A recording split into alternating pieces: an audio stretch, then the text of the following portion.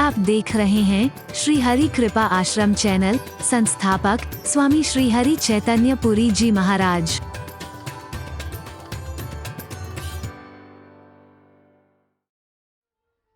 अभी मंत्री महोदय की बच्चे की शादी हो, घर की सामर्थ्य नहीं है, कर्जा लेकर के उपहार लेकर के पहुंच जाएंगे हम। हरि बोल, बोलो ना जरा जोर से। बहुत उच्च अधिकारी के घर में कोई शादी हो या कोई फंक्शन हो, सामर्थ्य नहीं, कर्जा लेकर के भी पहुंच जाएंगे, बहुत बड़ा उपहार। और उसके लिए वो कितना बड़ा उपहार है, सर हम आपके लिए लाए। हाँ रख दो यार वहां, ये कदर है तुम्हारे तोहफे की। बुरा तो नहीं लग रहा मेरी बात का? लगा हो तो मुझे कोई ऐतराज नहीं है, लगता है तो लगता रहे। हरि बोल। क्योंकि मैं आपको जब अपना भाई कहता हूं तो भाई आपस में खुल करके बात ना करें तो किससे करेंगे, बोलो ना। हरि बोल। आप मुझे लाठी वाला भैया कहते हो भाई, हरि बोल। जहां तुम्हारी तोहफे की ये कदर हो रही है, सर देखिए ना हम कितनी बड़ी। ठीक है यार, कह दिया ना, ए पकड़ लो यार, उधर रखवा दे यार प्लीज, उधर। आप अपनी हैसियत से बहुत बड़ी चीज ले गए थे, लेकिन वहां पर उसकी वो कदर हो रही है। और जहां जरूरत थी, एक गरीब की कन्या की शादी थी, वहां पर खुद जाना को भी मन नहीं कर रहा है। अरे यार तुम कहां जा रहे हो? यार उस गांव में जा रहा हूं। यार उस गांव में ना वो हमारे रिश्तेदार रहते हैं, उनकी लड़की की शादी है, 21 रुपए हमारे भी दे देना जरा। अरे बोल, नहीं करते हो ऐसा? बोलो ना, 51 रुपए यार हमारे भी दे देना, अब मेरे पास तो टाइम है नहीं। जहां जरूरत है वहां नहीं करेंगे, जहां जरूरत नहीं है वहां करते हैं, जहां तुम्हारी कदर भी नहीं है किसी चीज की। सोचो आप जरा, क्या कर रहे हो? तुम्हारी चीज की कोई कीमत नहीं है। महाराज जी हम आपको कुछ दान देना चाहते हैं। हरि चैतन्य के पास तो पूरे विश्व से लोग आते हैं भाई, भारत से नहीं, 172 देशों में। ईश्वर की कृपा से, मेरे नहीं, जो मैं धर्म का प्रचार कर रहा हूं, अपना नहीं, उसके दीवाने हैं लोग। हरि बोल, जोर से बोलो ना, जोर से बोलो ना। और कितने ऐसे आते हैं। महाराज जी हम आपको दान देना चाहते हैं। कैसे? भिखारी बन गए हैं संत, भिखारी बन गए हैं गुरु, भिखारी बन गए हैं अपने आप को भगवान समझने वाले आज।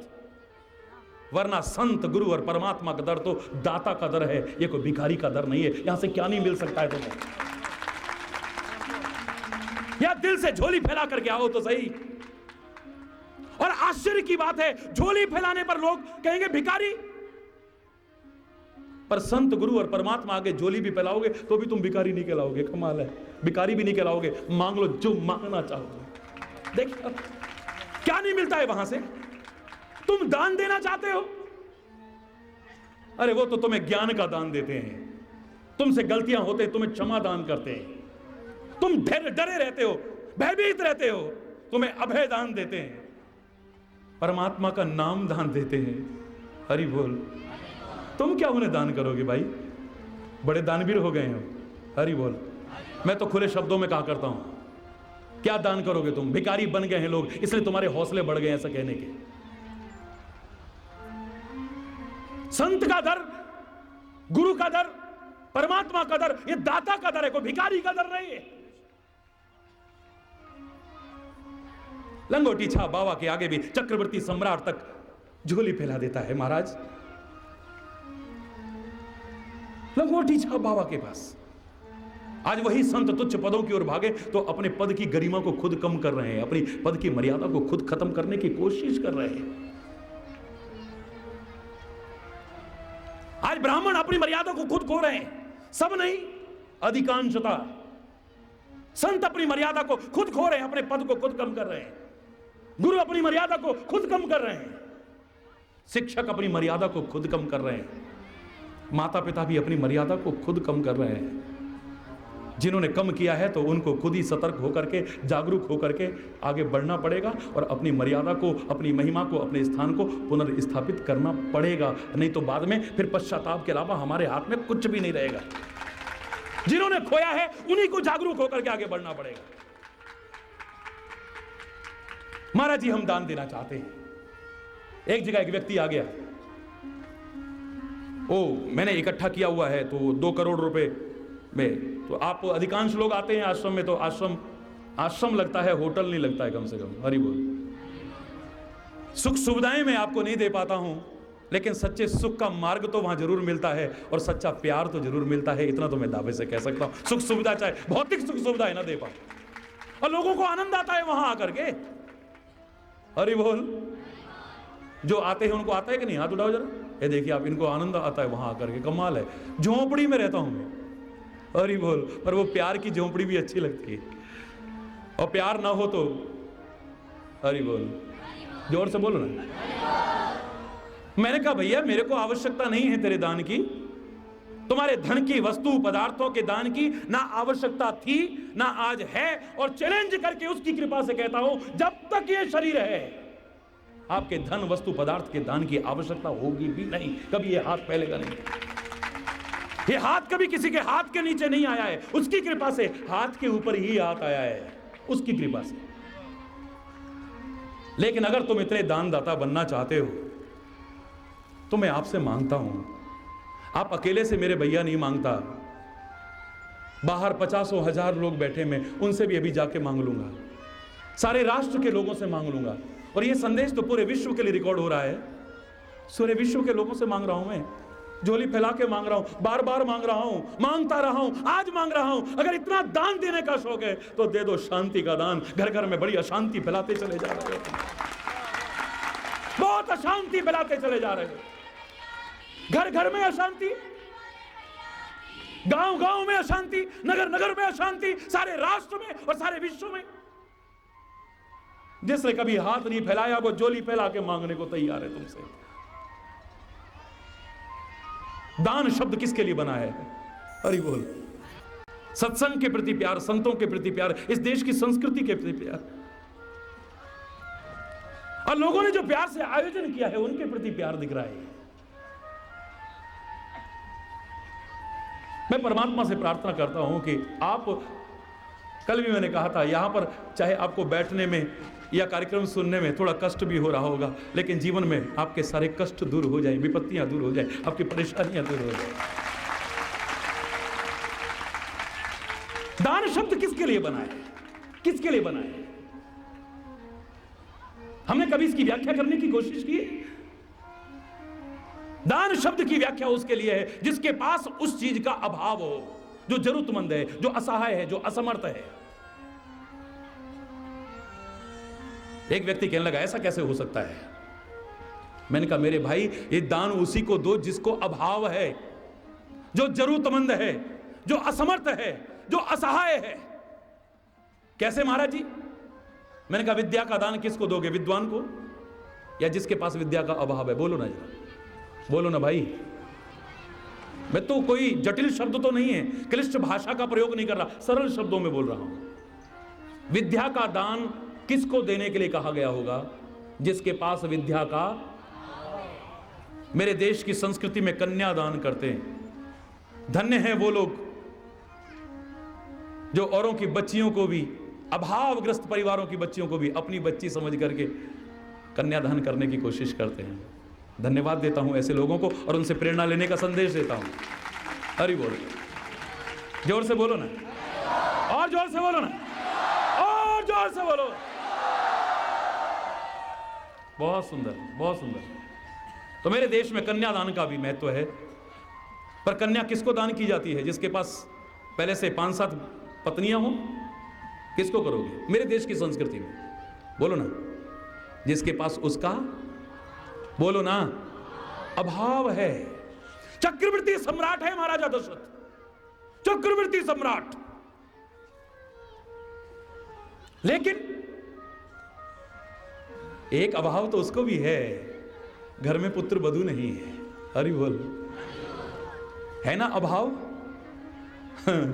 दुनिया के अभाव पूरा करने वाला खूब अभावग्रस्त है। हरि बोल। इसका उदाहरण मिलता है। एक व्यक्ति मेरे से कल कह रहा था यहां पर, पहले तो मौका ही नहीं मिलता ना, अलग से जरा एक क्षण के लिए मौका मिला। एक व्यक्ति कहने लगा महाराज जी इसके बारे में जरूर 2 शब्द कहिएगा। हमारी लड़की की शादी थी, लड़के वालों ने वो तंग किया हमको, शराबें पी करके आ गए, हमारा अपमान करने लगे, हमारे साथ ऐसा गंदा व्यवहार किया उन्होंने। बारात में आते हैं या शादी में आते हैं, पता नहीं क्या समझते हैं अपने आप को। और ही बोल। मैंने कहा मेरे देश की संस्कृति में तो ऐसा कहीं नहीं लिखा। वो लिखा होगा तभी तो ऐसा होता होगा महाराज जी। मैंने कहा नहीं, मेरे देश की संस्कृति क्या है सुनना चाहते हो? महाराजा जनक महाराजा दशरथ के चरण छूने के लिए आगे बढ़े। वर के पिता है ना, इसलिए, हरि बोल, वर के पिता हैं इसलिए चरण छूने के लिए बढ़े, इतिहास कहता है। लेकिन अभी छू नहीं पाए, उससे पहले महाराजा दशरथ ने राजा जनक के पैर छू लिए। महाराजा जनक के पैर छू लिए। बड़े बड़े धर्म सभासद हंगामा मचा बैठे वहां पर। यह घोर अपमानजनक कार्य हो रहा है, धर्म विरुद्ध कार्य हो रहा है। कन्या के पिता के पैर कौन छू रहा है? वर का पिता। हरि बोल। महाराजा जनक भी जो इतने ज्ञानी थे कहने लगे महाराजा दशरथ आपने ये अच्छा नहीं किया है, मेरे को पाप का भागीदार बना दिया। आप बताइए पाप के भागीदार बने ना? हैं? ज्यादातर हां कर रहे हैं। हरि बोल, जोर से बोलो ना। मेरे देश की संस्कृति क्या है अगर जानना चाहते हो ध्यान से सुनो इसे। महाराजा जनक कहते हैं महाराजा दशरथ आपने पाप का भागीदार बना दिया मुझे, ये अच्छा नहीं किया है आपने। क्यों, क्या हो गया? आपने मेरे पैर छुए? नहीं नहीं नहीं नहीं नहीं, ये तो मेरे पर पाप चढ़ा दिया आपने। मैं तो छोटा हूं, कन्या का पिता हूं ना, आप बड़े हैं, आप वर के पिता हैं ना। बड़ा छोटा, ये राजा जनक जैसा ज्ञानी कहे अच्छा नहीं लग रहा। पर इतने पर भी बात नहीं टली। सामाजिक व्यवस्था की बात है, स्पष्ट होनी चाहिए। ज्ञान की बात को छोड़िए, यह व्यवहारिकता की बात है। महाराजा जनक कहने लगे, महाराजा दशरथ कहते हैं एक बात बताओ राजा जनक, दान देने वाला बड़ा होता है या दान लेने वाला बड़ा होता है? परम ज्ञानी, सिद्ध सुजान ज्ञानी महाराजा जनक सोचने पर मजबूर हो गए और सोच करके उत्तर दिया कि दान देने वाला बड़ा होता है, क्योंकि दान देने वाले का हाथ ऊपर होता है और लेने वाले का हाथ नीचे होता है। महाराजा दशरथ कहने लगे कि दान तू दे रहा है कन्यादान और मैं ले रहा हूं, तो मैं बड़ा कैसे हो सकता हूं बताना। ये मेरे देश की संस्कृति है, ये है मेरे देश की संस्कृति। अगर दान देने वाला बड़ा होता है और लेने वाला, क्योंकि उसके हाथ नीचे है लेने वाले के, मैं बड़ा कैसे पाऊं? ए राजा जनक, मैं तो तेरा एहसान कभी भूल ही नहीं पाऊंगा। दुनिया कहती है कि इंद्र का वैभव भी फीका पड़ जाता है अयोध्या के वैभव के आगे। लेकिन एक कमी तो मेरे पास भी थी, सब कुछ होते हुए भी उस कमी को तो तूने पूरा किया है, मेरे अभाव को तूने पूरा किया है। तेरे अगर पैर छू लिए तो मैंने कोई अपराध नहीं किया है। अगर दान देना ही है तो किसको दिया जाता है, बात कहीं और ना चली जाए, भावुक होकर के कुछ और ना बोल जाऊं। जिसके पास अभाव है, जो जरूरतमंद है, जो असमर्थ है, दान की व्याख्या उसके लिए। जिसके पास सब कुछ है उसको नहीं। पुराणों की व्याख्या को अगर मैं करने लगूं यहां पर तो 1 महीना भी कम पड़ जाएगा। जो दान शब्द के बारे में व्याख्या है, सार रूप में बता रहा हूं। मुझे शर्म आती है जब भगवान के मंदिर में, भगवान के आगे भी हम दान पात्र लिखते हैं।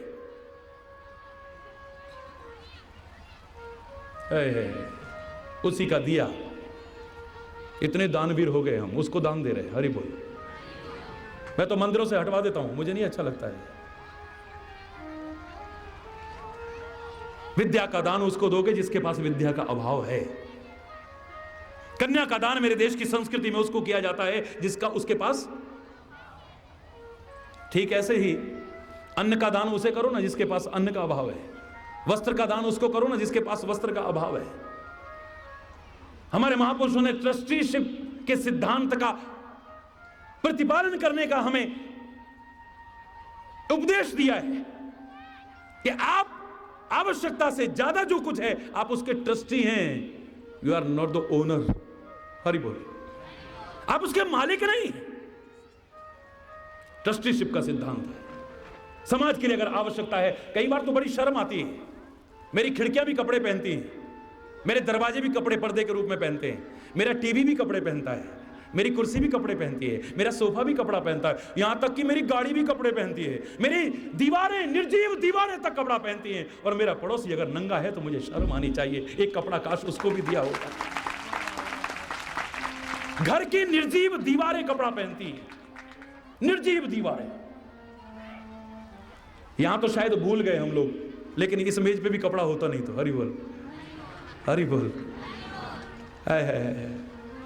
मेरे घर में नालियों में बहता है, अन्न का अपमान करता हूं, ब्रह्म स्वरूप अन्न का, परमात्मा स्वरूप अन्न का, जिसके एक एक दाने का कितना महत्व है। एक एक दाने के लोग तरसते हैं। पूरे भारत की पैदल यात्रा में हरि चैतन्य ने वो दृश्य देखे हैं, तब से कोई पकवान खाने को मन नहीं करता है। महाराज जी आप एक रोटी खाते हैं बस सूखी, और वो भी इतनी सी सब्जी के साथ लगा के खाली।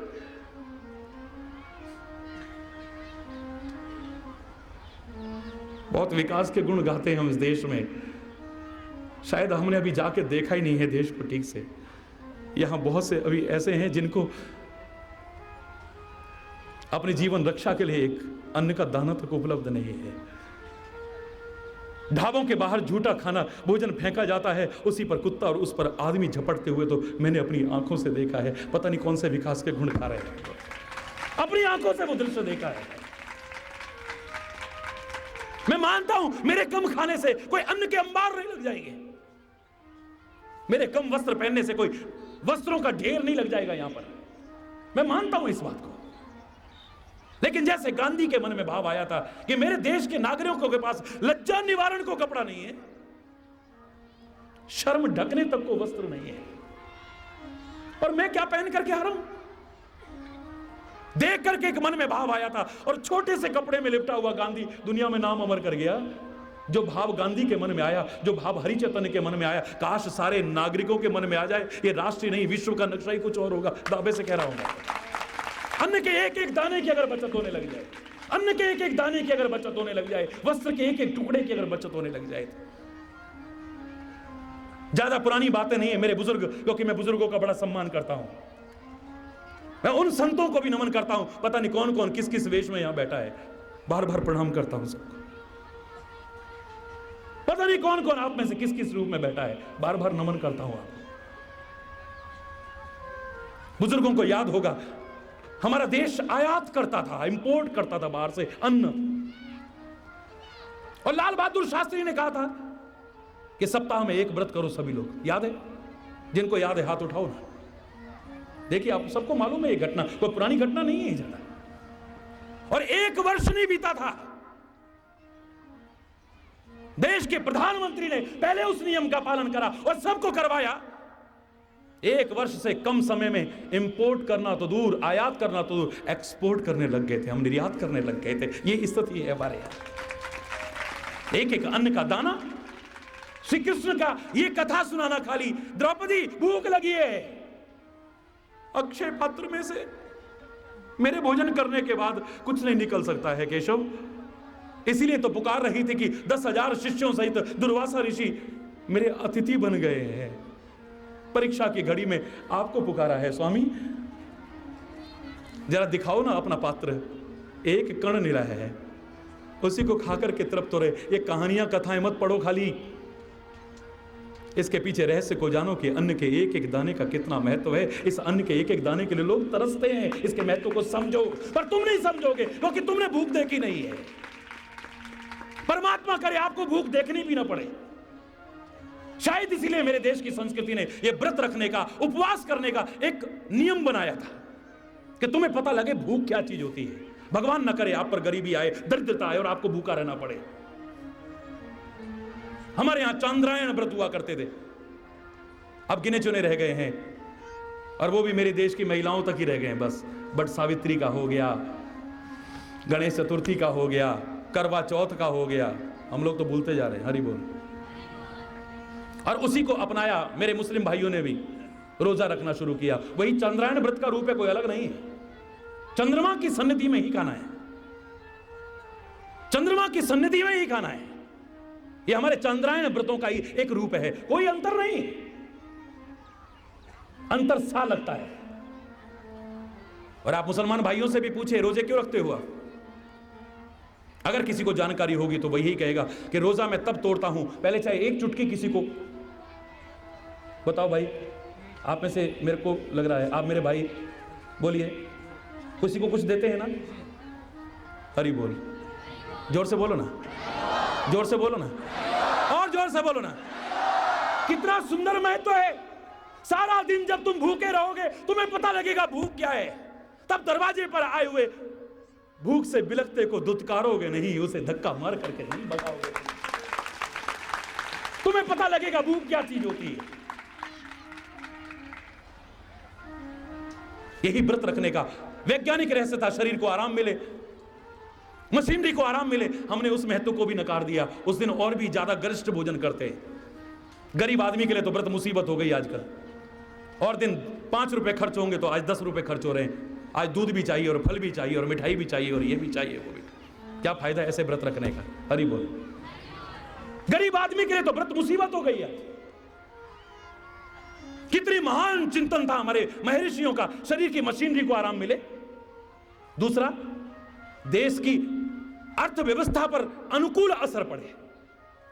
एक एक समय का भी भोजन अगर बचाया किसी ने, इस राष्ट्र में कितना अन्न बचेगा सोचो। हरि बोल। वो भी नहीं अपनाया हमने, वो भी नहीं अपनाया हमने। हमारे घर की अर्थव्यवस्था पर अनुकूल असर पड़ेगा। हफ्ते में अगर एक दिन भी हम व्रत रखते हैं, घर के अगर 4 सदस्य भी हैं, 5 भी हैं, 6 भी हैं, महीने में कितना अन्न हमारा बचा? बोलिए ना। बजट में कुछ फायदा ही होगा, नुकसान तो नहीं होगा ना। और एक ये महत्व रखा था कि सारा दिन भूखे रह के तुम्हें पता लगे भूख क्या होती है। फिर किसी भूखे को दुत्कारोगे नहीं, उसका अपमान करके, उसे धक्का दे करके नहीं निकालोगे कम से कम। और हमने तो किसी महत्व को नहीं समझा है। परमात्मा ने तो अनंत उपकार किए, पर हम किस पर करने की कोशिश कर रहे हैं? अरे हमारा परमात्मा भी सिखा रहा है, हमारे अवतार और संत महापुरुष सिखाते, कोई इतना सा उपकार करे उसे कभी मत भूलना। किसी के किए उपकार को कभी मत भूलना, बदले में चाहे कितना भी उपकार कर लो। और तुम अगर किसी पर उपकार करो उसे भूल जाना, इसी में भलाई है, वरना रोते रहोगे। हमने देखा उसके साथ ऐसा करा, फिर भी उसने हमारे साथ ऐसा, रोते रहोगे। वरना ये दुनिया से कोई उम्मीद मत रखना। हरि बोल, जोर से बोलो ना।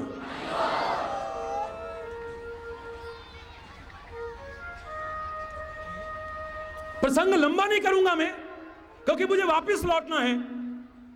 समय के करीब पहुंचने वाला हूं मैं, ऐसा कंप्यूटर कहता है शायद। हरि बोल। जिसने किसी के दर्द को नहीं पहचाना वो इंसान नहीं है, वो मानव कहलाने का अधिकारी नहीं है। जो प्राप्त शक्ति सामर्थ्य का, साधनों का सदुपयोग करना नहीं जानता है, वो इंसान नहीं हो सकता है। मनुष्य रूप है ना मृगा शरंती, वो तो मनुष्य रूप में पशुतुल्य विचरण कर रहा है। हरि बोल। जोर से बोलो ना, और जोर से बोलो ना। मैं तो कहता हूं कि अगर किसी गरीब की तुम मदद करते हो, यह तीर्थ यात्रा से ज्यादा है। अपने माता पिता की सेवा करते हो, यह तीर्थ यात्रा से भी कहीं ज्यादा महत्वपूर्ण है। अगर आप सत्संग में आकर के बैठते हो और जो सुना है उसे जीवन में अपनाने की कोशिश करते हो, यह तीर्थ यात्रा से भी। जिमित जग जंगम तीर्थ राजू, ये तो तीर्थ राज है, तीर्थ नहीं। हरि बोल। ऐसे अगर मैं प्रयागराज भी कह दूं तो कोई बहुत बड़ी बात नहीं है। अरे बिना खर्च किए हम यहां के यहां प्रयागराज का आनंद ले रहे हैं। सोचिए।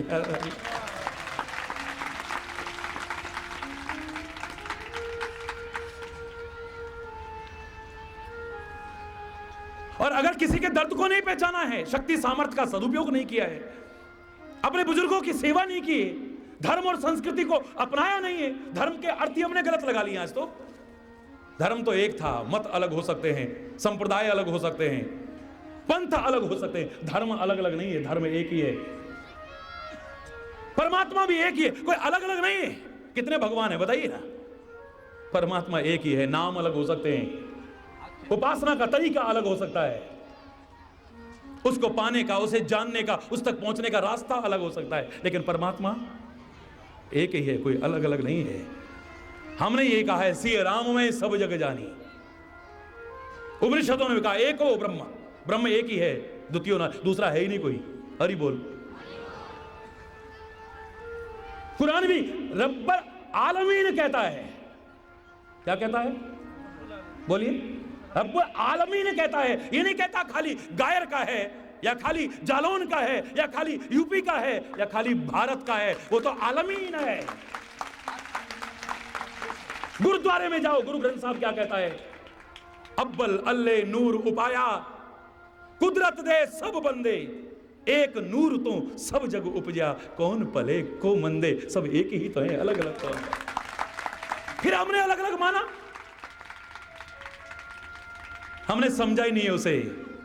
प्रेम की रीति जमाने में निराली देखी, प्रेम की प्रेम से ही फलती डाली देखी, प्रेम ही पत्थर को भगवान बना देता है, प्रेम ही शैतान को इंसान बना देता है। मशहूर हर तरह से तेरा नाम हो गया, कहीं रहीम तो कहीं राम हो गया। तू मिला भी है, तू मिला भी है, जुदा भी है, तेरा क्या कहना। तू सनम भी है, खुदा भी है, तेरा क्या कहना। क्या कहना तेरा? अरे बोलो ना जरा, तेरा? अरे बाबा हो, तेरा क्या कहना। कमाल। पर हमने समझा ही नहीं, हम धार्मिक नहीं बन पाए। धर्म का नाम जोड़ा है हमने। हम हिंदू हैं, हम मुसलमान हैं, हम सिख हैं, हम ईसाई हैं, हम जैन हैं, हम बौद्ध हैं। मुझे तो कहने में आज संकोच नहीं, कहने को तो इंसान है। मेरी गली के लोग पर दिल के बेईमान हैं। मेरी गली के लोग गीता पे चल रहे ना, ये कुरान पे चल रहे, हिंदू ना मुसलमान है। मेरी गली के लोग ये जो लड़ रहे हैं, झगड़ रहे हैं, क्या धर्म है इनका, क्या ईमान है इनका, क्या मजहब है इनका? जो आतंक फैलाते हैं, जो हिंसा फैलाते हैं, इनका कोई मजहब नहीं। मजहब नहीं सिखाता। सारे बोलो, एक आवाज आनी चाहिए इतनी भीड़ में। मजहब नहीं सिखाता आपस में वैर रखना, मजहब नहीं सिखाता। हिंदी है हम, हिंदी है हम, वतन है हिंदोस्तां हमारा, हमारा सारे जहां से। बोलो ना, हिंदोस्तां। हाथ ऊपर करके जो हिंदुस्तान को अपना मानता है, सारे हाथ उठाइए। सारे जहां से अच्छा हिंदुस्तां हमारा, हमारा। हम बुलबुलें हैं इसकी, यह गुलिस्तां हमारा, हमारा।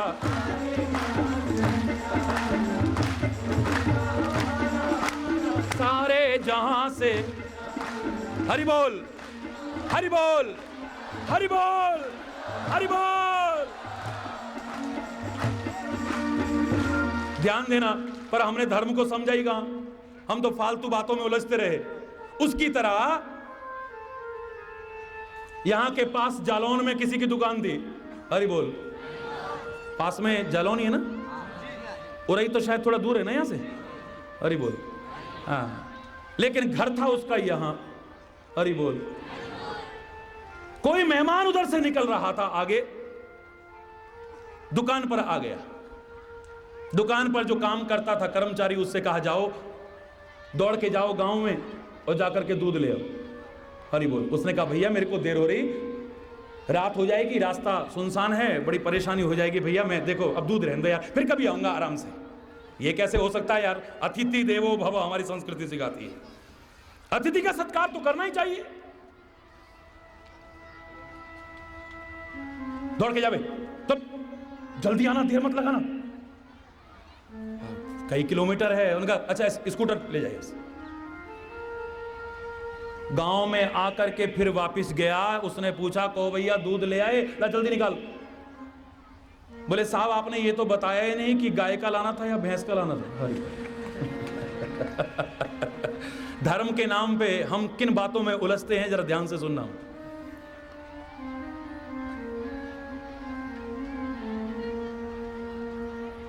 ये तो आपने बताया ही नहीं। अरे भैया किसी चीज का बिल लिया तो जल्दी ला, पर फिर भी बता दो ना। उसने कहा यार गाय का लाना पर जल्दी ले यार, देर हो रही है, मेरी गाड़ी छूट जाएगी। थोड़ी देर बाद फिर वापिस आए भाई साहब, उनका दूध ले आए, जल्दी डाल भाई। बोले आपने ये तो बताया नहीं कि काली गाय का लाना था या गोरी का लाना था। अरे मूर्ख, गाय को टाइम बर्बाद इन फालतू की बातों में करता है, दूध लेकर क्या तू जल्दी से। काली गाय का ले जा, गया, फिर वापिस आया और उसकी ट्रेन जाने का टाइम हो रहा है। ट्रेन जाती है यहां से? नहीं, ट्रेन नहीं जाती, बस जाने का टाइम हो रहा है। अरे बोल, चलो गलती हो गई, कोई बात नहीं, आप माफ कर दोगे, मैं आपकी कितनी गलतियां माफ कर देता हूं। अरे बोल। अब बस जाने का उसका टाइम हो रहा है, वो वापिस आया, कहो भाई दूध ले आए, जल्दी डाल के दे यार, बस जा रही है बिल्कुल। उन्होंने कहा आपने ये तो बताया नहीं कि ठंडा लाना था या गर्म लाना था। अरे बोल। उसने कहा बाबा मैं तो चला, तू अपनी गाय का, भैंस का, काली का, गोरी का गर्म और ठंडा रख, संभाल गए। हम इन्हीं बातों में उलझे रहते हैं, वास्तव में जो हमें लेना था हम उससे वंचित रह जाते हैं, सारे के सारे वंचित रह जाते हैं, व्यर्थ की बातों में उलझते रहते हैं, बेकार की बातों में उलझते रहते हैं। धर्म के नाम पे, धर्म जोड़ता है, तोड़ता नहीं है। हरि बोल। जो मानवता सिखाता है, जो इंसानियत सिखाता है, जिसके अंदर यह भावना पैदा हो जाए, हो मेरे प्यार का कुछ ऐसा असर उस पे भी, मैं रहूं भूखा तो तुझसे भी न खाया जाए, तू खा ही ना सके, उसको कहते हैं प्यार, उसको कहते हैं इंसानियत। अगर मेरे पड़ोसी के अंदर एक अन्न का दाना नहीं गया तो धिक्कार है मुझे, मेरे खाने पर धिक्कार है, मेरे पीने पर धिक्कार है, मैं इंसान कहलाने का अधिकारी नहीं हो सकता हूं। टाइम तो होने वाला है और हो चुका हो, जैसा कंप्यूटर कह रहा है। लेकिन एक छोटा सा उदाहरण बताऊं मैं आपको, किसे कहते हैं इंसानियत, किसे कहते हैं मानवता, किसे कहते हैं इस देश की संस्कृति। सुनना ध्यान से ऐसे जरा।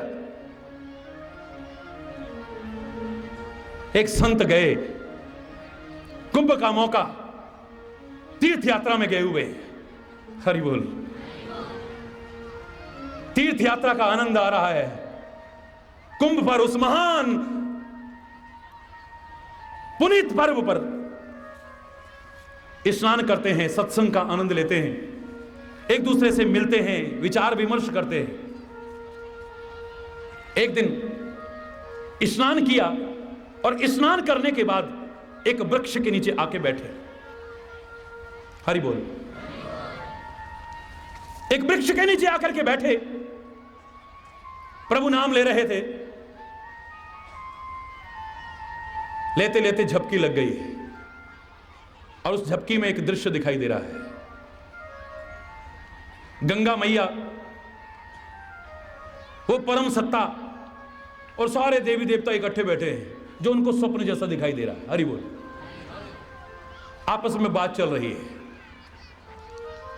देवता लोग आपस में कह रहे हैं, कहो भाई इस बार कितने लोग इकट्ठे हुए। बहुत पुरानी बात है, ये सच्ची घटना बता रहा हूं आपको, ऐतिहासिक घटना है ये।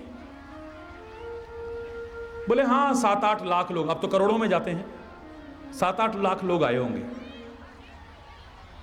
तो एक देवता पूछता है, गंगा मैया क्या सबने स्नान किया? बोले आए तो 7-8 लाख, पर स्नान तो गिने चुने लोगों ने ही किया है। हरि बोल। हम लोग तो इसी में उलझते रहते हैं कि पहले स्नान कौन करेगा और बाद में स्नान कौन करेगा, और इसमें संत भी आपस में लहूलुहान हो जाए तो इससे बड़ी शर्म क्या की बात। सोच लीजिए आप। मैं क्षमा चाहते हुए जो हमारे देश की संस्कृति के नाम पर इस तरह के कभी कभी धब्बे लगते हैं, उसके लिए प्रार्थना जरूर कहूंगा, चाहे इसकी प्रतिक्रिया कुछ भी मुझे मिले। हरि बोल। अबोध बच्चों की तरह की पहले मैं और पहले मैं, बड़प्पन तो इसमें है कि नहीं? आप आइए ना पहले। जो दूसरे को सम्मान दे, मैं तो उसी को बड़ा मानता हूं, उसको बड़ा नहीं मानता जो अपने सम्मान दे।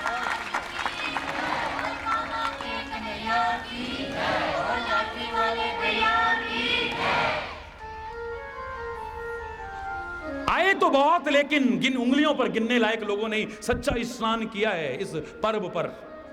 गंगा मैया कहती है, प्रभु आप बताइए। तो हाँ बोले भाई किए तो इतने नहीं हैं, और इतनों पर ही मेरी कृपा विशेष हुई है। हरि बोल।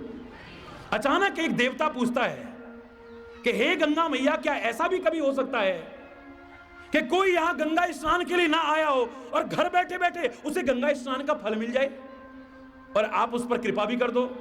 बोले हां हां होता है। भगवान भी बोले हां हां होता है। तो एक देवता बोला क्या इस बार हुआ है? बोले हां हुआ है। प्रभु भी बोले हां हुआ है। एक ने पूछा फिर बताओ ना, एक आध नाम बताओ ना। तो एक कहता है केरल प्रांत में एक रामू नाम का व्यक्ति है जो चमड़े का काम करता है। हम काम को छोटा बड़ा समझते हैं, लेकिन काम कोई छोटा बड़ा नहीं होता है। हमारा तो कन्हैया भी अगर घर में गाय चराई जाती है तो गाय चराने में कोई शर्म नहीं करता, लेकिन गंवार ग्वाला बने मत रहना, ये कहता है अपने मस्तिष्क के ज्ञान को इतना ऊंचा उठाओ कि कभी गीता का ज्ञान इससे निकले तो दुनिया देखती रह जाए, इसमें आनंद आ जाए।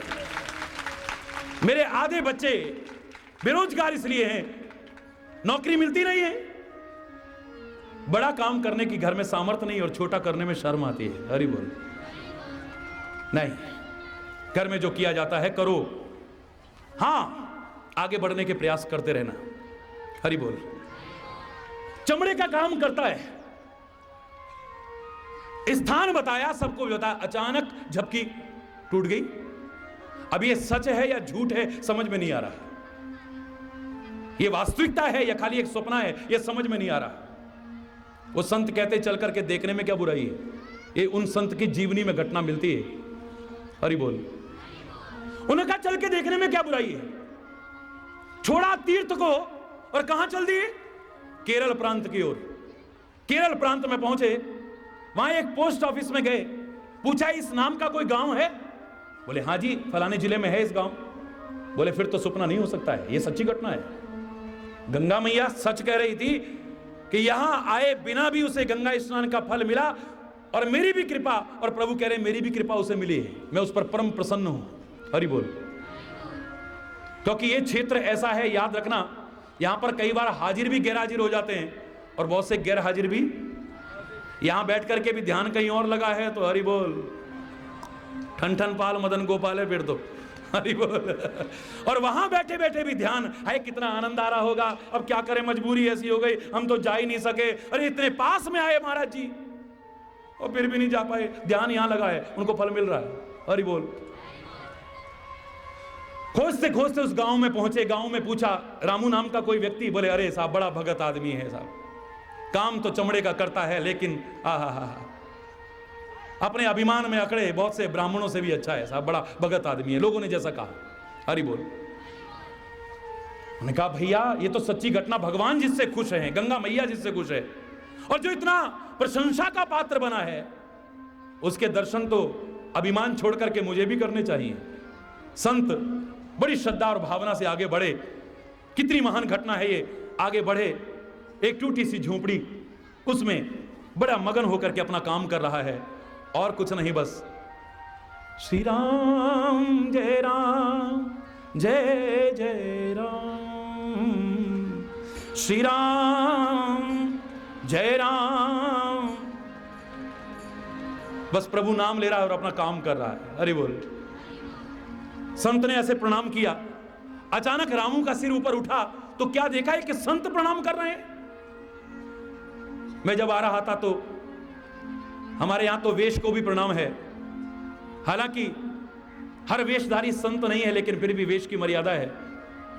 ये जानने के बाद भी आज वेश के अंदर कैसे कैसे लोग छुपे हैं। एक दिन मजाक चल रहा था, मेरे पास कुछ उच्च अधिकारी, कुछ राजनेता और कुछ संत अच्छे इस तरह के जो माने जाते हैं वो बैठे हुए थे, हम लोग चर्चा कर रहे थे। तो मजाक मजाक में एक दूसरे पर आरोप करने लगे। मैंने कहा फिर तुम सभी अच्छे नहीं हो भाई, एक दूसरे पर उंगलियां मत उठाओ, अपनी कमियां दूर करो, प्रेरणा करो। वो कहता है ये खाकी वर्दी वाले ना बहुत बेकार हैं। हरि बोल। दूसरा कहता अबे इनसे भी ज्यादा बेकार तो खादी वर्दी वाले हैं। हरि बोल।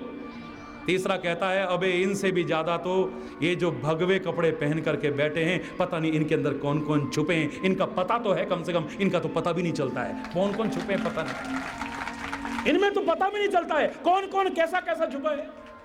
हरि बोल। एक दूसरे पर ही हम दोषारोपण करते रहते हैं, लेकिन फिर भी वेश को भी प्रणाम है। मैं आ रहा था तो जब आप संत लोग मुझे प्रणाम कर रहे थे, मुझे शर्म आ रही थी। मन कर रहा था कि सबके चरणों में मैं प्रणाम करूं। हरि बोल, जोर से बोलो ना। संत ने जब प्रणाम करा, रामू की निगाह पड़ी, रामू को बड़ी शर्म की, बड़ी गिलानी की अनुभूति हुई। एक संत मुझे प्रणाम कर रहा है। वो आगे बढ़ा, चरणों में लंबा लेट गया। महाराज ये क्यों पाप चढ़ा रहे हो, क्यों अपराध चढ़ा रहे हो मुझे? ना भाई ना, तू प्रणाम करने लायक है। यहां बैठे बैठे जिससे गंगा मैया खुश है, जिससे परमात्मा प्रसन्न है, वो कोई साधारण व्यक्तित्व तो नहीं हो सकता है। मैं तेरे चरणों में नमन करता हूं। अंदर तो आइए महाराज। जैसा टूटा फूटा था वहीं पर बैठा लिया बेचारे ने। सत्कार अतिथि का करना चाहिए। मैं नहीं कहता कि आप काजू बादाम खिलाइए, मैं नहीं कहता अच्छे अच्छे पकवान खिलाइए। अपनी सामर्थ्य के अनुसार आ बैठ पानी, तीन चीज मोल नहीं लानी।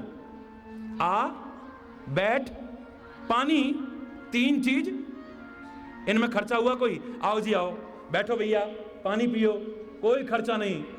आदमी खुश होकर जाएगा अगर प्यार से कहो। वो कहता है आपने मुझको दर्शन क्यों दिए? हरि बोल। तूने तपस्या की, क्या सबको दर्शन देते हो? बोले नहीं। मुझे दर्शन क्यों दिए? तूने कठोर तप किया है। तो मैंने किया ना कुछ। जब मैंने किया है तपस, तो आपने मुझे दर्शन दिया, तो जितनी मेरी तपस्या का फल है उतना दे दो ना। आपका एहसान काहे को लूं अपने सिर पे? हरि बोल। आपका एहसान काहे को लूं? जितना मेरी तपस्या का प्रतिफल बनता है वो दे दो ना मुझे। अपनी तपस्या का बदला चाहता है तू? इसका तात्पर्य तेरा प्यार नहीं, व्यापार है, लेन देन की भावना है तेरी। मैंने ये किया, इसके बदले में जो है वो मुझे मिल जाए। जो भी समझते हो तो ठीक है। फिर अगर तू व्यापार कर रहा है तो शुद्ध व्यापार कर, ईमानदारी से कर। आपने कहा बेईमान समझा है मुझे? प्रभु कहने लगे बेईमान किसे कहते हैं? जिसने अपना किया, अपना दिया तो याद रहता है, लेकिन किसी ने कुछ दिया या किसी ने मेरे लिए कुछ किया वो उसे याद नहीं रहता, उसे बेईमान कहते हैं। मैंने किससे क्या लिया है? बोले किसी और से नहीं, जिससे तू बात कर रहा है उसी से लिया है। हालांकि मैंने कभी एहसान नहीं जताया है, मैंने कभी बदला नहीं चाहा है कि मैंने इनको इतना कुछ दिया, इसके बदले में ऐसा करें। लेकिन अगर तू हिसाब करता है तो साफ साफ कर। तू अपनी तपस्या का बदला चाहता है। 85 वर्ष तूने तपस्या की है, ठीक है। जिस शरीर से तपस्या की है वो शरीर किसका दिया हुआ है? हरि बोल।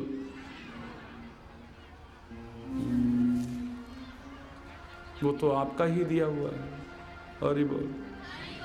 जंगल में तू रहकर के तपस्या कर रहा था, वो जंगल किसका था? हरि बोल। अगर एक क्षण को भी हवा तुझे न मिलती जो मेरी चलाई हुई है, तेरे जीवन का अस्तित्व ही न होता, तो तू तपस्या कहां से करता? हरि बोल। सूर्य का प्रकाश तो तूने लिया ही होगा, कभी जल तो तूने लिया ही होगा। चल छोड़ सारी चीजों को, हवा को छोड़, सूर्य के प्रकाश को छोड़, हर चीज को तू छोड़ दे।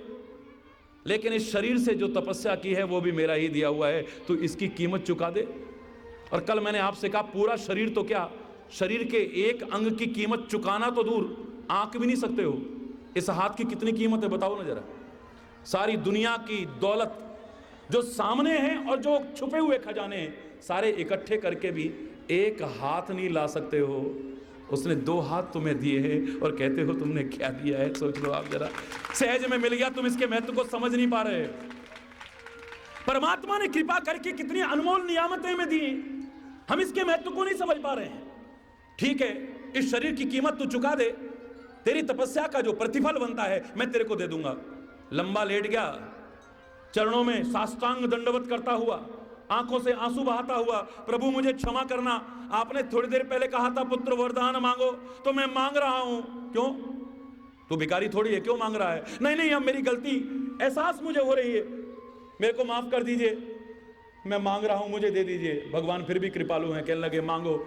क्या मांगते हो? बोले सबसे पहले तो हिसाब का पर्चा फाड़ के फेंक दो। आप अपने हिसाब का पर्चा फाड़ के फेंक दो, मैं अपने हिसाब का पर्चा फाड़ के, क्योंकि 1000 जन्म लेकर के भी आपके उपकारों का ऋण मैं कभी चुका ही नहीं सकता, सोच भी नहीं सकता, चुकाना तो बहुत दूर की बात।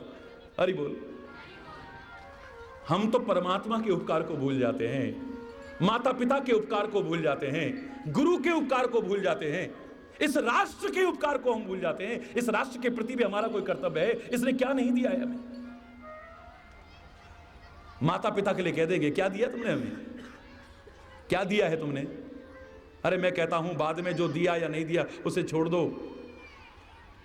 जन्म देने के समय मृत्यु और जीवन के बीच झूलते हुए, मौत और जीवन के बीच झूलते हुए जो तुम्हें जन्म दिया था ना, मां ने, उस एक घड़ी का भी 1000 जन्म लेकर के तुम कर्जा कभी उतार नहीं सकते हो। मैं दावे से कह रहा हूं, वो है हमारे पास जो सारी दुनिया को अपने चरणों में झुकाने लायक बन सकता है।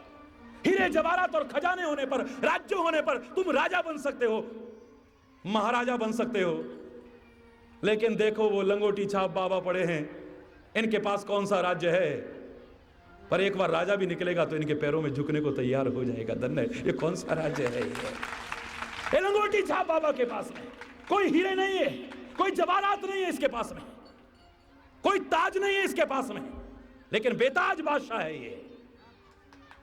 चक्रवर्ती सम्राट तक एक लंगोटी छाप बाबा जी के पैरों में झुकने को तैयार हो जाता है। दुनिया को देने वाला उसके सामने झोली फैलाने को तैयार हो जाता है। वो है हमारे देश में। इसलिए जगत गुरु रहा था, कमियां आई हैं, अभी भी समय पर जागरूक हो गए तो वो दिन दूर नहीं है। ये भारत फिर से जगत गुरु न कहलाए तो हमसे कहिएगा ही।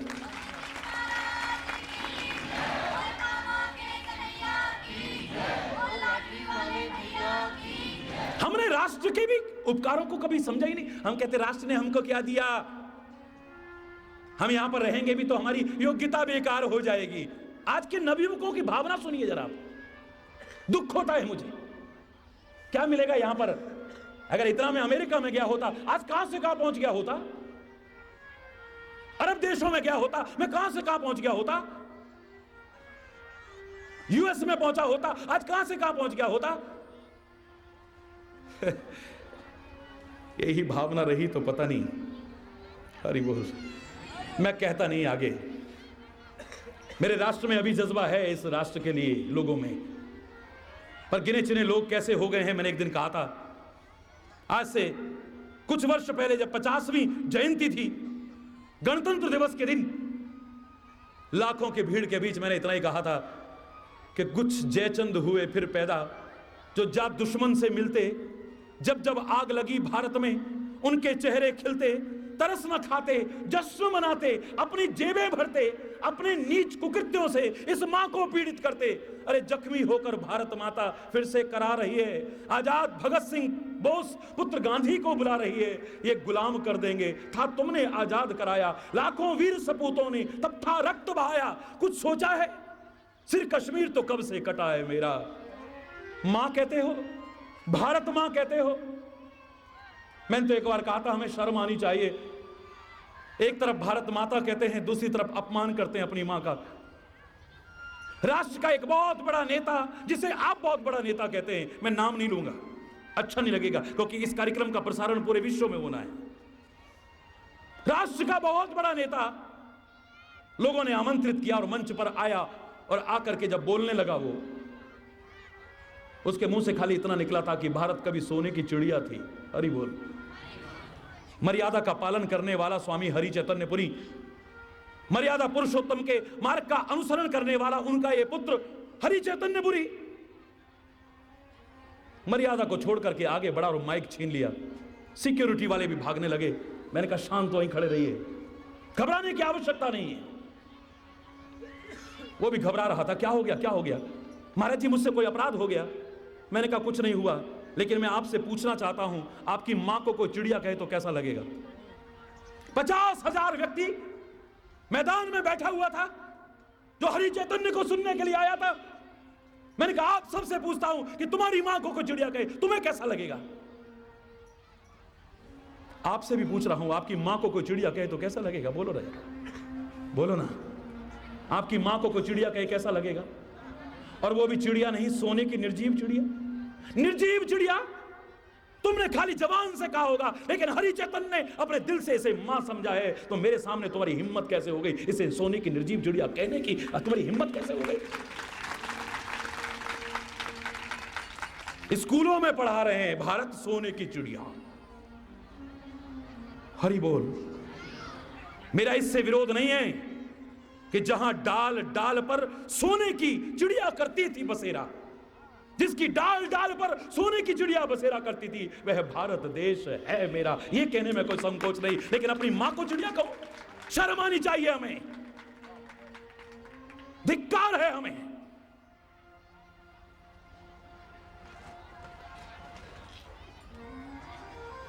कांपने लग गए थे सारे। संकल्प लिया था कि पूरे भारत के हर राज्य में हम कोशिश करेंगे कि स्कूलों से इस पंक्ति को हटवाएं। मैंने इतना कहा था, मेरे प्यारे बच्चों, मेरे भाइयों और सारे मेरे राष्ट्रवासियों, यूं तो मेरा सारा संसार अपना है। मेरी संस्कृति ने संकीर्णता की सारी दीवारें खत्म कर दी हैं। इतनी महान संस्कृति है, मुझे गर्व है अपनी भारत पर और भारत की संस्कृति पर। आप भी इस पर गर्व करना और खाली गर्व मत करना, इसे जीवन में अपनाने की कोशिश भी करना।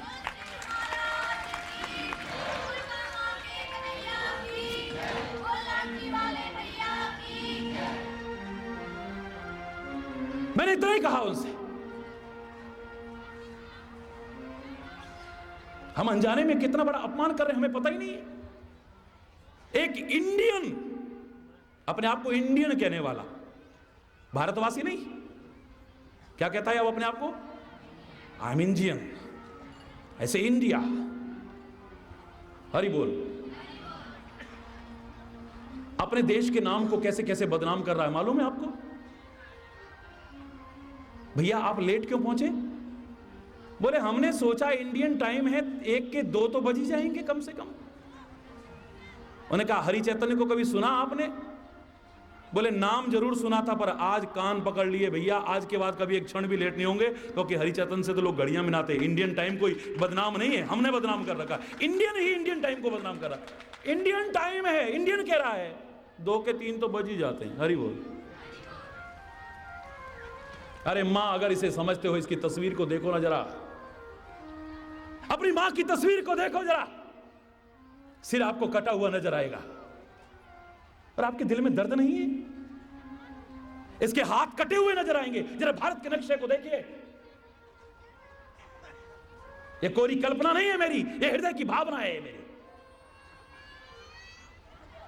कुछ सोचा है? सिर कश्मीर तो कब से कटा है मेरा, पूरा पश्चिम हाथ कटे हैं, सारा वस्त्र फटा है मेरा। अरे और न काटो और न बांटो और न जख्म बढ़ाओ तुम, थोड़ी भी यदि लाज है बाकी, मुझ मां की लाज बचाओ तुम। और न काटो और न बांटो और न जख्म बढ़ाओ तुम, थोड़ी भी यदि लाज है बाकी, मुझ मां की लाज बचाओ तुम। हरि चैतन्य समझते हो तुम, हिंदू मुस्लिम सिख ईसाई, अरे पगलो तुम हो, आपस में सब भाई भाई मिल करके रहो, इस राष्ट्र को आगे बढ़ाने की कोशिश करोगे। इसके जख्म और मत बढ़ाओ। ये कहने वाला ही अभी पता लग जाए कि ये मुस्लिम है, नफरत करने लग जाएगा। क्यों?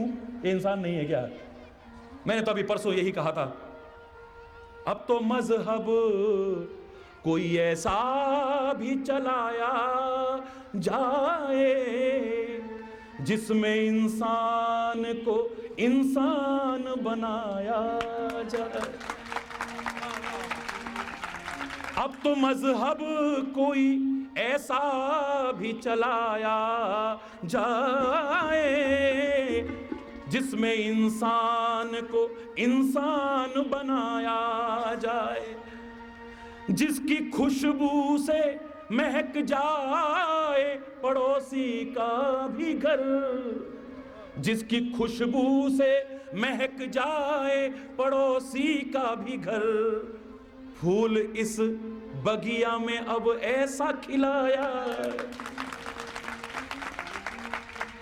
आग बहती है अब यहां गंगा में और यमुना में, तीर्थों में भी आग बह रही है। यहां कभी चरारे शरीफ में आग लगती है, मस्जिद में, तो कभी गुजरात में चर्चों में आग लगती है, कभी अक्षरधाम में आग लगती है, तो कभी रघुनाथ मंदिर में आग लगती है। को मंदिर मस्जिद अलग अलग नहीं है मेरे प्यारे बच्चों। मुझसे किसी ने पूछा था कि आपकी निगाह में मंदिर मस्जिद में अंतर क्या है महाराज जी। कॉलेज में जब पढ़ा करता था तब मैंने उत्तर दिया था जो आज भी वही उत्तर देता हूं, उधर मंदिर, उधर मस्जिद, उधर गुरुद्वारा, उधर गिरजा, उधर गिरजा, उधर गिरजा, तेरा मन आए वहां गिर जा, लेकिन ऐ मानव तू चरित्र से मत गिर, प्रेम एकता और सद्भाव से मत गिर। गिरना है तो अपने बड़े बुजुर्गों के चरणों में गिर जा, गिरना है तो परमात्मा के चरणों में गिर जा, गिरना है तो इस देश की संस्कृति के चरणों में गिर जा। यहां गिर भी जाएगा तो तेरा जीवन उठ जाएगा, संवर जाएगा तेरा। क्या सोचा हमने अपनी मां के उपकार को भी, जिस मातृभूमि को हम कहते थे स्वर्गादपि गरीयसी, जननी जन्मभूमिश्च स्वर्गादपि गरीयसी। जननी और जन्मभूमि तो स्वर्ग से बढ़कर के हुआ करती है। ना अपनी मां के महत्व को समझा है, ना मातृभूमि के महत्व को समझा है। मां से भी कहते थे क्या दिया है तूने। कई बार तो इतना दुख होता है, महाराज जी एक वृद्ध आश्रम यहां खोल दीजिए ना। हरि बोल। मैंने कहा महाराज जी ने दूसरी दौलत तो इकट्ठी नहीं की, बस प्यार की दौलत इकट्ठी की है। लेकिन अगर आवश्यकता हुई तो मुझे इतना भरोसा है कि सारी दुनिया के दौलत के खजाने भी एक क्षण में भी परमात्मा की कृपा से यहां गिरने में देर नहीं लगाएंगे। मैं दावे से कह रहा हूं, मैं खोल दूंगा। लेकिन क्या ये अच्छी बात है? तुम्हें शर्म आनी चाहिए। जिन्होंने 9-10 महीने गर्भ में तुम्हारा भार उठाया था, जिन्होंने जन्म देने के बाद गोदी में तुम्हारा भार उठाया था, लेटने पर सीने पर तुम्हारा भार उठाया था, कभी कंधे पर तुम्हारा भार उठाया था, कितने भी बड़े थे तुम, लेकिन घर में आए पापा घोड़ी बन जाओ, पीठ पर भार उठाया था, तुम्हारे लालन पोषण का जीवन भर भार उठाया। आज वो वृद्ध हो गए तो तुम्हें भार लगने लगे, तुम वृद्ध आश्रमों में भेजते। इससे बड़ी शर्म की बात क्या है? मेरे भारत की संस्कृति नहीं है ये वृद्ध आश्रम खुलना, वृद्ध आश्रमों की संख्या में बढ़ोतरी होना, ये भारत की संस्कृति के नाम पर एक कलंक है। ये कोई बहुत बड़ी गर्व की बात नहीं है। क्यों लगते हैं हमें अपने मां बाप बुजुर्ग भार? आज क्यों लगते हैं? सारा जीवन जिन्होंने भार उठाया, आज वो भार लग रहे हैं हमें। एक बाप ने, आज तो मैं कहता हूं कि कृपया एक ही बच्चा हो तो ज्यादा अच्छा है। हरि बोल।